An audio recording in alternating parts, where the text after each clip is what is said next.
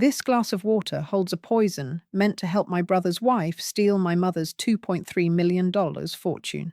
She thought her plan was perfect, but she didn't see the one person watching her every move. The silence in a house after a lifetime of noise is a strange and heavy thing.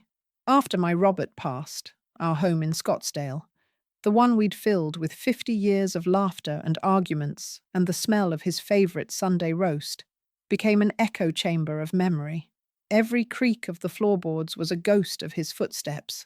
Every morning I'd wake up and for a single blissful second, I'd forget. Then the silence would rush back in, and I'd remember I was alone.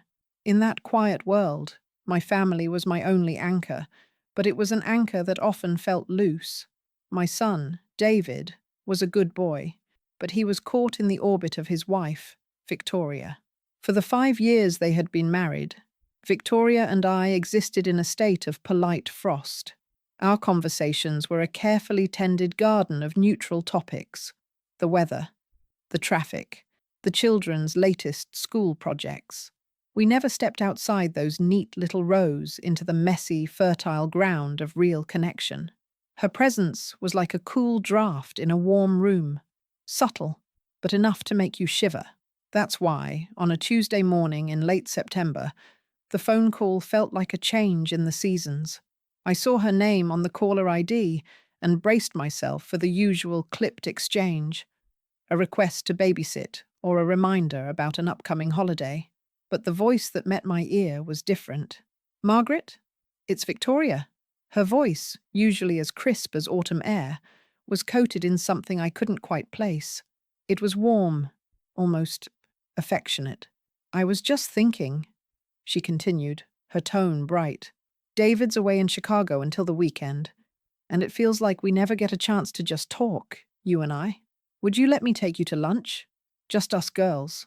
My treat. I was so stunned, I nearly dropped the phone. Lunch? Just the two of us? In 5 years, she had never suggested such a thing. My mind raced, searching for the angle, the hidden clause, but all I heard was the cheerful sound of her voice, and a desperate, lonely part of my heart wanted to believe it. "I'd like that very much, Victoria," I said, my voice steadier than I felt. "Wonderful. How about the Oakwood Grill? Tomorrow at noon?" The Oakwood Grill was my favorite. It was where my book club met, where Robert and I had celebrated our last anniversary. She knew that. The gesture felt thoughtful, personal. Maybe I had misjudged her all this time. Maybe the frost was finally beginning to thaw. As I hung up the phone, another memory, sharp and unwelcome, surfaced. It was Robert, in his final days at the hospice, his hand frail but warm in mine.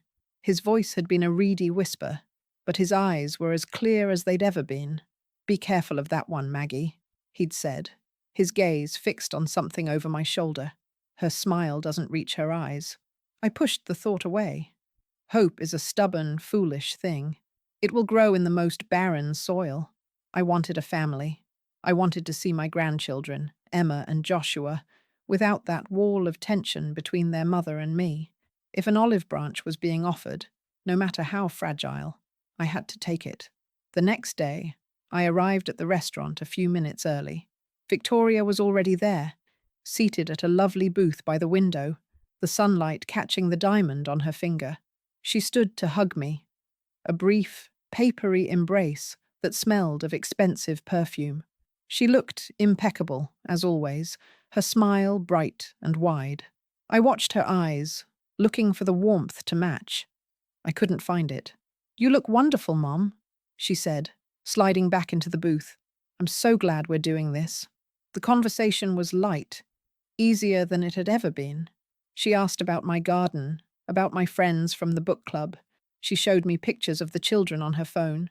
For the first time, I felt a genuine sense of ease with her. I allowed myself to relax, to believe that Robert, for once, had been wrong. The waiter arrived and placed 2 large leather-bound menus on the table. I reached for mine, my mind already settling on the grilled salmon I always ordered. But before my fingers could touch the cover, Victoria's hand gently closed over mine, stopping me. Her smile was blindingly sweet. "Oh, no, you don't," she said with a little laugh. "Let me take care of you, Mum. I'll order for both of us. It's the least I can do." She slid my menu away and opened hers, her eyes scanning the pages with an intensity that seemed out of place for a casual lunch. It was a small gesture, a tiny theft of choice. But as I sat there, my hands empty on the table, a cold knot began to form in the pit of my stomach, and I heard my husband's voice whispering on the edge of my memory. "Be careful of that one, Maggie. A person can learn a lot by watching how someone else orders for them." Victoria didn't ask what I wanted. She simply decided. "We'll have 2 of the Oakwood salads with grilled chicken," she told the waiter, closing both menus with a crisp, definitive snap. "And 2 iced waters with lemon." It was a healthy choice, a sensible choice. It was also a choice that told me she saw me not as a contemporary, but as a responsibility, a child who needed to be managed. I said nothing, of course. I just smiled as the knot in my stomach tightened. As we waited for our food, the real reason for this lunch began to unfurl. Her questions started casually, woven into the conversation like harmless threads, but I could feel them forming a net around me. "How has your blood pressure been lately, Mom?" she asked, her brow furrowed with a perfect imitation of concern. "With the stress and everything, you have to be so careful. Are you remembering to take all your pills on time?" "I'm fine, dear," I told her. "My doctor says I'm as healthy as a horse." She smiled, but the smile didn't soften her gaze. "That's wonderful. It's just, that big house must be so much to manage, all on your own. All that dusting, the yard work. Have you ever thought about finding a nice, smaller place? Something more manageable?" There it was, a gentle nudge toward the liquidation of an asset. My home. Robert's home. I kept my voice even. "I'm quite comfortable where I am. The garden keeps me busy." Our salads arrived, 2 identical plates of greens and sliced chicken. As I pushed a piece of lettuce around my plate, she delivered the final, most chilling inquiry. "You know," she said, leaning forward conspiratorially, "David and I were so touched that you finalized everything with your will. It gives us such peace of mind to know your wishes are all taken care of." I remembered that family dinner 3 weeks ago, how I'd mentioned it casually, hoping to reassure David that his future was secure. Victoria had smiled so sweetly that night, too sweetly. Now, sitting across from me, she was no longer asking questions. She was confirming the details of her inheritance. The hope that had bloomed in my heart just yesterday had withered completely. This wasn't an olive branch. It was an appraisal. Just then, her phone buzzed on the white tablecloth. A sharp, intrusive sound. She glanced at the screen, and her flawless smile seemed to flicker for just a moment. "Oh, goodness, I'm so sorry," she said, her voice dripping with apology. "It's my yoga instructor. I have to take this." She stood, her chair scraping quietly against the floor. "I'll be right back." I watched her walk toward the back of the restaurant, weaving through the tables with a liquid grace. She didn't look like a woman going to discuss her yoga schedule. She looked like a predator that had just cornered her prey and was taking a brief moment to savor the victory. Imagine it, if you can. Imagine spending years trying to build a bridge to someone, laying down one stone of kindness after another across a chasm of coldness, only to realize that all this time they weren't building with you. They were waiting on the other side with a hammer, ready to destroy everything you are the moment you finally stepped into their reach. What do you do when you realize the person you hoped would be your family was only ever a stranger with a key to your house? I was so lost in that dark thought that I didn't notice him at first.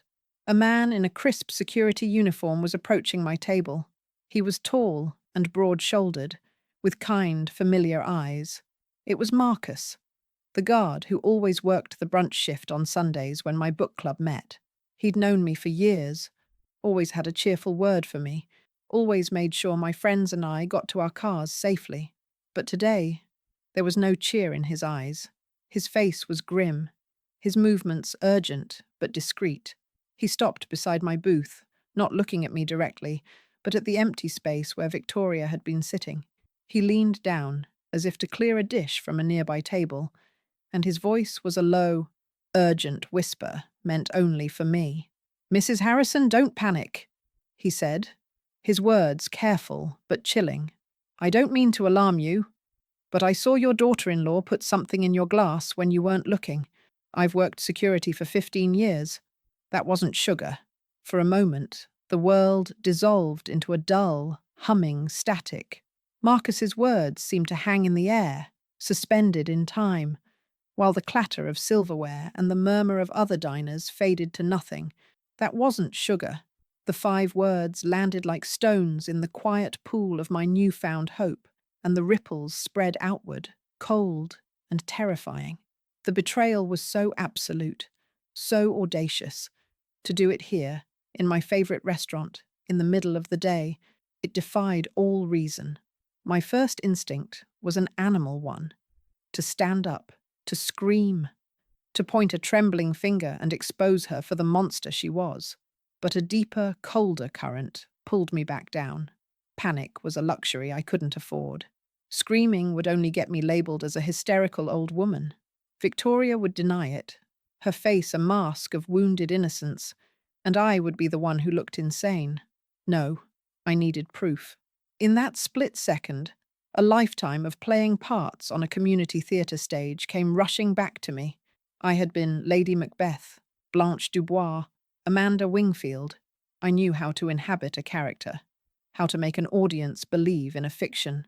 Now, my life, and something told me, much more than my life, depended on the most convincing performance I had ever given.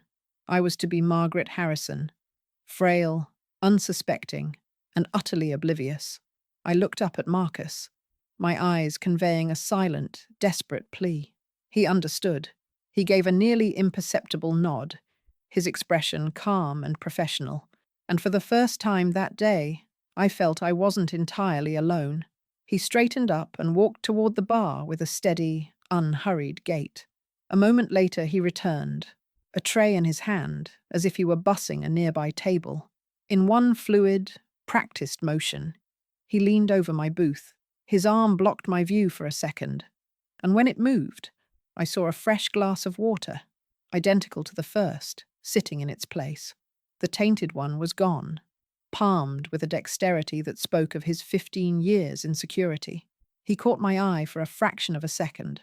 "The stage is set," his look seemed to say. "Your scene begins." I took a deep, steadying breath and smoothed the napkin in my lap. I arranged my face into a mask of placid contentment, the doting mother-in-law enjoying a rare treat. I could feel my heart hammering against my ribs, a wild drumbeat of fear and fury. But on the surface, I was a calm sea. Victoria returned to the table, her smile as bright and artificial as a plastic flower. "Sorry about that," she chirped, sliding back into the booth. "You know how these yoga instructors can be, always wanting to adjust your schedule." Where were we? I summoned a gentle smile of my own, feeling the muscles in my face pull into an unfamiliar shape. I reached for the safe glass, my hand miraculously steady, and lifted it. "To new beginnings," I said, my voice soft, just a little bit frail. I took a small, deliberate sip of the clean water. My eyes never left her face, searching for that flicker of triumph, that shadow of satisfaction in her gaze. But it never came. Because as I drank, I realized she wasn't watching me. She was watching the glass, the wrong glass. And in her eyes, I saw nothing but the cold, patient certainty of a spider waiting for the fly to fall into its web. I managed to end the lunch by feigning a sudden dizzy spell, a performance that came more naturally than I would have liked. I pressed a hand to my forehead, let out a soft groan, and watched as Victoria's manufactured concern instantly sharpened into something else: eager anticipation. She practically hovered as she helped me to my car, her hand on my arm feeling less like a support and more like a shackle. The moment I was alone, the mask dropped. I gripped the steering wheel, my knuckles white, as the facade of calm shattered into a million jagged pieces. The question wasn't what she did, but why. The estate, of course. My Robert had worked his whole life to build that nest egg, and at $2.3 million, it was a prize she clearly felt was worth any price. She and David were the beneficiaries. All she had to do was wait. Why the rush? Why the poison? Then, a memory, colder and sharper than any fear for myself, sliced through my thoughts. It was from 2 weeks ago. I was at their house, helping little Emma with her coat before taking her and Joshua to the park. As I slid the sleeve over her arm, she flinched. A small, involuntary recoil. I gently pushed the sleeve back up, and there they were. 3 distinct, finger-shaped bruises marring the pale skin of her upper arm. They were faint, but they were undeniable. I knelt down, my voice a whisper. "Emma, sweetie, how did this happen?" She wouldn't look at me. Her eyes were fixed on the carpet, and her small voice was barely audible. I fell. Then she looked up, and in her wide, frightened eyes, I saw the truth. She added, "Mommy gets mad sometimes." That was the moment the polite frost between Victoria and me had turned, in my heart, into a glacier of ice. The very next morning, I was in my lawyer's office, my voice shaking as I instructed him to draft emergency guardianship papers. This wasn't about money anymore. This was a war for my grandchildren. Victoria must have found out. The timing was too perfect. This lunch, this act of kindness, was an act of war. My hand trembled as I picked up my phone. I needed to hear my son's voice. I needed to believe that he wasn't a part of this, that he was just blind, not complicit. When he answered from his hotel room in Chicago, his voice was distant. I tried to tell him I was feeling unwell, that the lunch with Victoria had been strange.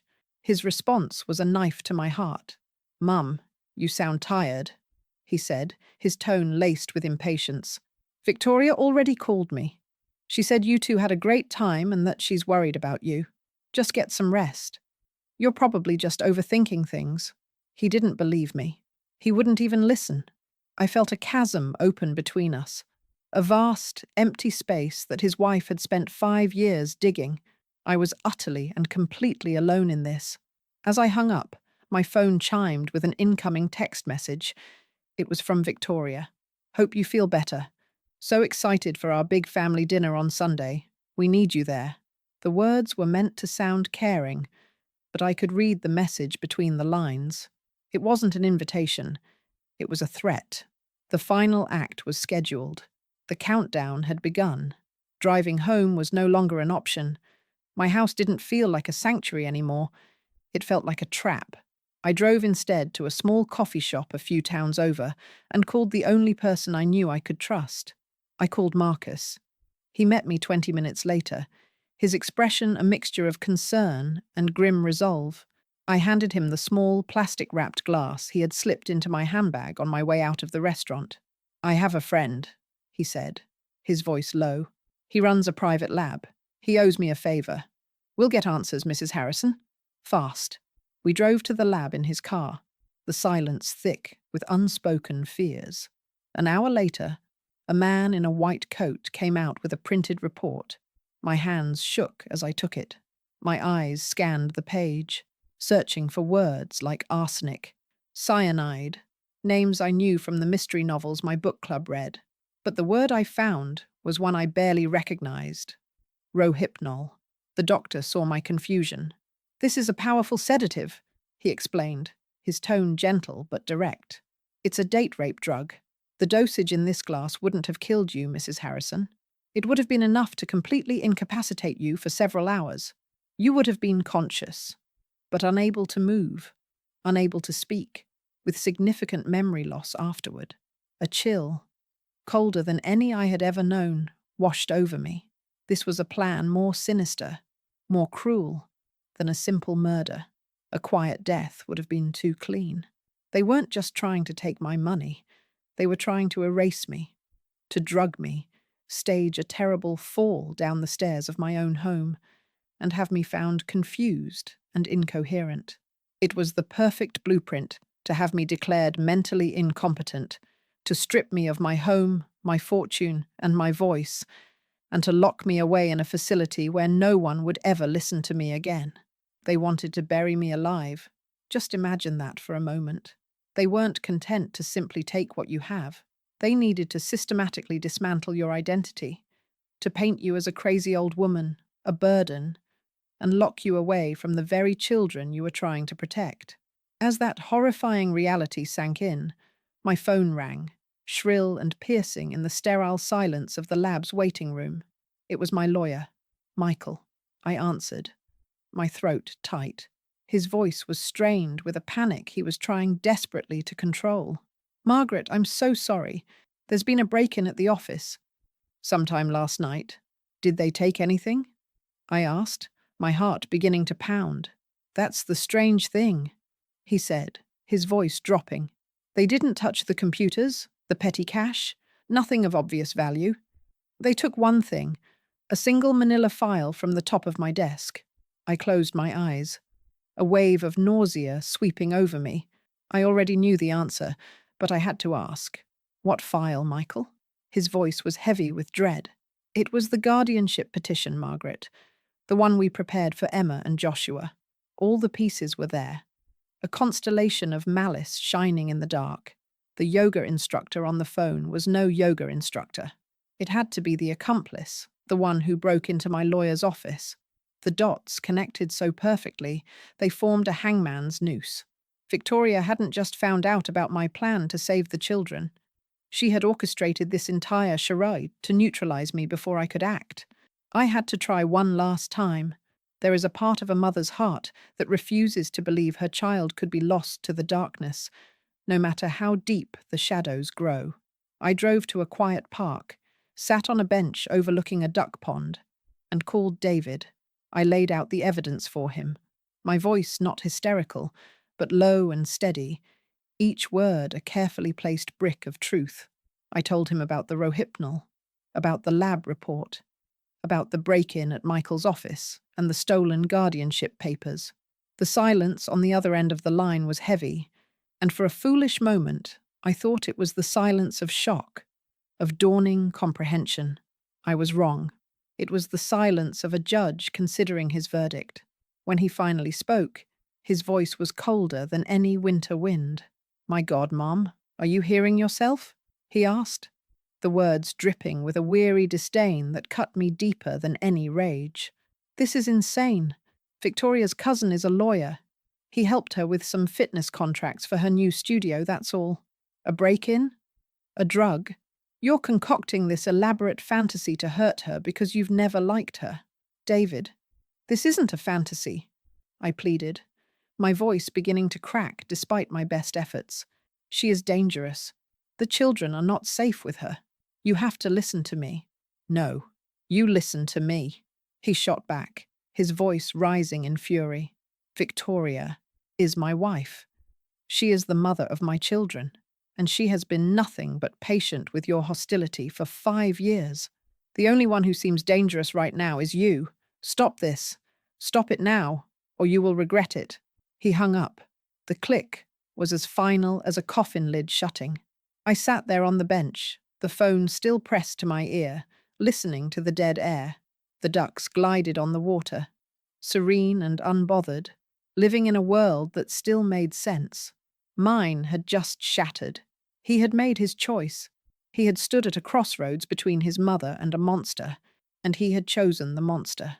The son I had raised, the little boy whose scraped knees I had bandaged, and whose nightmares I had soothed, was gone. In his place was a stranger, and that stranger was my enemy. Tears streamed down my face, hot and silent. I mourned my son, as if he had died right there on the phone. But as the sun began to dip below the horizon, painting the sky in strokes of orange and purple, the grief began to cool and harden into something else, something solid and unyielding. The time for sorrow, I realized, was over. You can't reason with a serpent, and you can't appeal to the heart of a man who has already given it away. But Margaret was patient, too patient. I wiped my tears, my hand steady now. The fire of my grief had forged a new resolve in its embers. The time for justice had begun. I arrived at their house for Sunday dinner precisely at 6, playing my part to perfection. I let my shoulders slump. I kept my eyes downcast. I allowed a slight tremor in my hand as I accepted a glass of water from a pitcher in the center of the table where everyone could see. I was the very picture of a defeated, confused old woman, lost in the fog of her own delusions. Victoria was smug, her victory so close she could taste it. She flitted around me, her every touch a little too firm, her every word of concern a little too loud, performing for David's benefit. And my son wouldn't look at me. He busied himself with the children, his face a mask of cold indifference. He was a man trapped in a prison of his own making, and he hated me for showing him the bars. I knew that a tainted glass and a stolen file weren't enough. I needed more. I needed their own words to condemn them. During the meal, as Victoria was laughing at some story David was telling, I made my move. With a small, practiced motion, I reached for my water and accidentally knocked it over, sending a cascade of ice and water directly onto Victoria's expensive leather handbag sitting on the floor beside her. The reaction was immediate. She shrieked, jumping up as David rushed to her side, grabbing napkins. "My new purse!" she cried, her voice filled with theatrical despair. In that moment of manufactured chaos, while their attention was focused on the trivial disaster of a wet handbag, my hand slipped beneath the dining room table. I pressed the tiny, powerful audio recorder I'd purchased that afternoon against the wooden underside, its magnetic casing clinging firmly in the darkness. Later, as the disastrous main course wound down, I tried to speak to my son one last time. It was part of the performance, but a small, foolish part of my heart still hoped. "David," I said softly, my voice filled with a genuine ache, "please, just think about what I said. Just consider." That was as far as I got. Victoria, who had been watching me like a hawk, shot him a sharp, almost imperceptible glance. It was all the prompting he needed. His control snapped. He slammed his fist on the dining room table. The silverware jumped, and the children flinched as if struck. His face, the face I had loved for more than 40 years, was twisted into a mask of pure, unadulterated rage. "What more do you want?" he screamed, his voice raw and echoing in the sudden silence. "If you're so miserable, go beg on the streets, beggar." The word hung in the air. Beggar. It was a word meant to strip me of everything. My dignity, my history, my place in this family. It was meant to erase me. I looked at him, this stranger wearing my son's face, and I saw nothing of the boy I raised. I saw only her. A profound and terrible calm settled over me.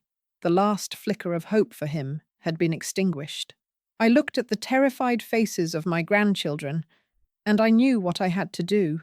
I slowly folded my napkin, placed it on the table, and stood up. My heart was a hollow chamber of shattered glass, but my eyes were like steel. "Thank you, David," I said, my voice quiet but carrying across the silent room. "You've made everything perfectly clear." And without another word, I turned and walked out the door.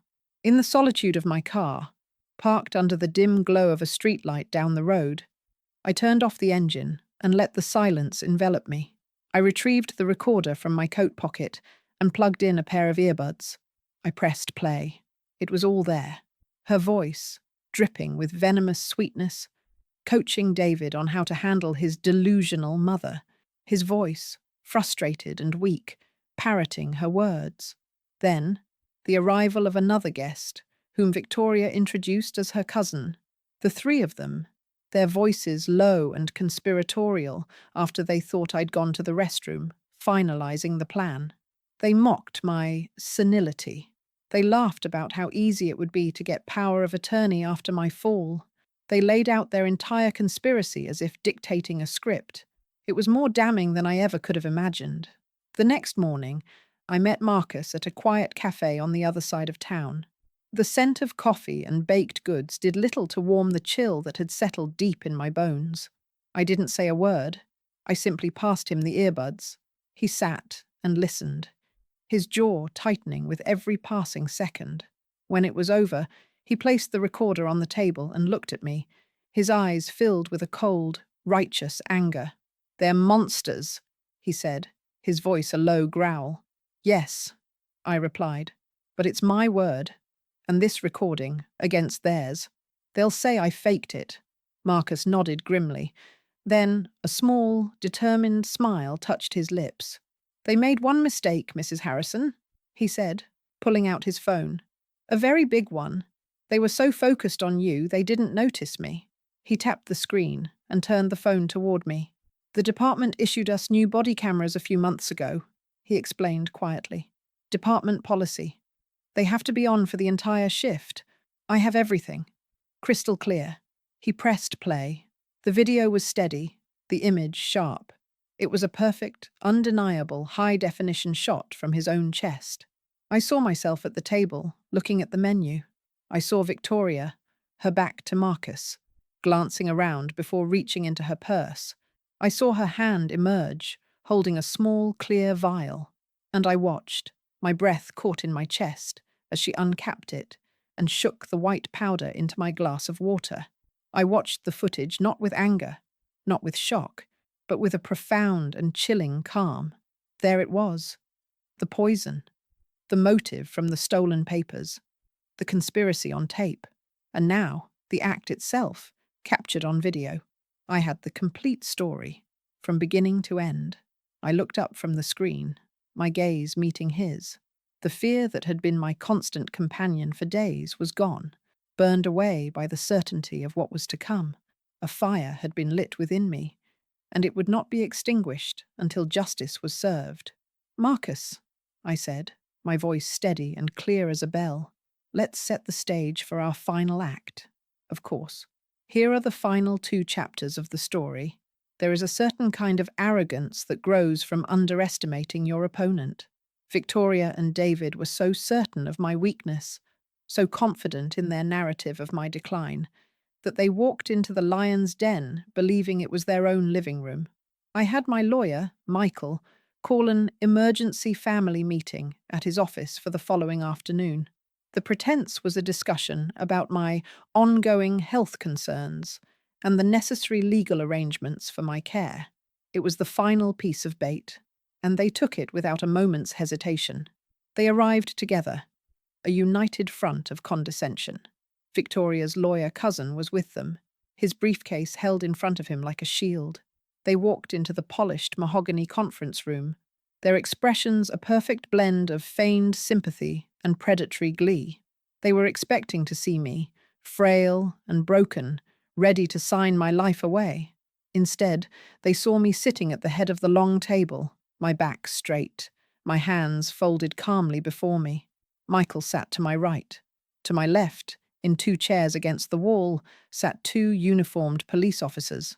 Victoria stopped short, her practiced smile faltering for just a second. David's face clouded with confusion and irritation. "Really, Margaret?" Victoria said, recovering quickly with a dismissive scoff. "Police officers? Is this meant to scare us? This is just sad." I played my part one last time. I allowed a look of bewilderment to cross my face. I looked from her to the officers, then back again, as if I couldn't quite comprehend the situation myself. "Oh my," I said, my voice thin and reedy. I get so confused these days. Michael handles everything for me." They exchanged a look, a silent communication of triumph. "She's completely gone," it said.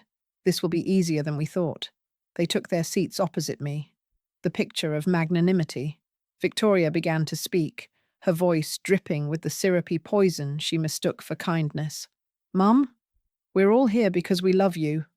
We're just worried, and we want to make sure you're taken care of." I let her talk for a few moments, letting her spin her web of lies in the still air of the room. I let her build her own cage, bar by silver-tongued bar. And then, when she paused to take a breath, I lifted my head and looked directly into her eyes. The fog of confusion in my own gaze cleared, replaced by a light as hard and bright as a diamond. The frail, trembling woman she thought she was talking to simply vanished. "You see, Victoria," I said, my voice no longer thin, but ringing with a power she had never heard before. "You thought you were the director of this little play. You wrote the script, you cast the parts, you set the stage, but you forgot one very important thing." I leaned forward slightly. "You forgot who the real star of the show is. This is the moment, isn't it? The one you wait for. The moment the mask comes off, not just for the villain, but for the hero too. The moment the world sees that the frail old woman it was so quick to dismiss is, in fact, a queen on her throne." I gave a small, deliberate nod to Michael. He reached under the conference table and pressed a button. A large television screen on the wall, which had been dark until now, flickered to life. The first image that appeared was a close-up. It was a perfect, crystal-clear shot of a woman's hand, a hand adorned with a very familiar diamond ring, holding a small vial over a glass of water. The room was utterly silent, save for the faint hum of the television. Victoria's breath caught in her throat, a sharp, strangled sound. The video played on, every damning second of it. Next, Michael switched inputs, and the audio from the dinner party filled the room. Their voices, Victoria's, David's, her cousins, conspired, mocked, and plotted, weaving their own indictment out of thin air. Victoria's face, which had been a mask of smug concern, had turned a pasty, ashen grey. Her lawyer cousin began to stammer, his professional composure disintegrating into panicked denials. And David, I looked at my son, and I saw a man witnessing the complete and utter demolition of his world.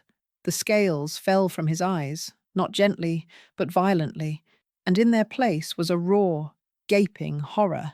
He stared at his wife as if seeing her for the first time, and the man he saw in the reflection of her evil was a fool. When the audio file ended, one of the police officers stood up, his movements calm and deliberate. "Victoria Lang," he said, his voice leaving no room for argument, "you are under arrest for attempted assault and conspiracy. You have the right to remain silent." Her composure finally shattered. She lunged to her feet, her face a contorted mask of rage. "You can't do this!" she shrieked, pointing a trembling finger at me. "She's a crazy old woman. She's making it all up." But her words were hollow, pathetic echoes in a room that was now filled with undeniable truth. As they led her and her cousin away in handcuffs, her threats and curses bounced off the mahogany walls, unheard by anyone who mattered. David sat there, completely broken. Sobs racked his body, the pitiful, gut-wrenching sounds of a man who had traded his soul for nothing. He looked at me, his eyes pleading, searching for a lifeline, for the mother he had cast aside. I gave him none. I stood up, turned my back on his tears, and walked to my lawyer's side. "File the papers, Michael," I said, my voice clear and steady. "Get my grandchildren." The final scene of this play did not take place in a courtroom or a police station. It took place in my garden 2 weeks later. The roses were in full bloom, their fragrance sweet on the autumn air. Emma and Joshua were running on the lawn. Their laughter, once so rare and timid, was now loud and free and fearless. They were safe. I had been granted emergency guardianship, and the long process of making it permanent had begun. I had restructured my will, placing my entire estate into a trust for the children, to be managed by a professional trustee until they came of age. David was left with nothing but the consequences of his choices. I had lost a son, but I had saved 2 innocent lives. I had reclaimed my home, my fortune, and my power. I sat on my porch, a cup of tea warming my hands, and watched the children play. A serene, hard-won peace settled over me, the kind of peace that only comes after the war is over. I learned that sometimes the family you are given is not the family you can keep. I chose to protect the innocent over forgiving the guilty. Victoria believed she could take everything from a helpless old woman, but she forgot one thing. A grandmother's love is the most powerful force on earth, and her revenge is a dish served ice cold. Victoria's greed and disrespect knew no bounds. If you believe that our elders deserve dignity and protection, not poison and betrayal, hit that subscribe button. Only a manipulator like Victoria would think it's okay to scroll by. Comment justice for Margaret if you agree that she did the right thing by cutting her son out of her life.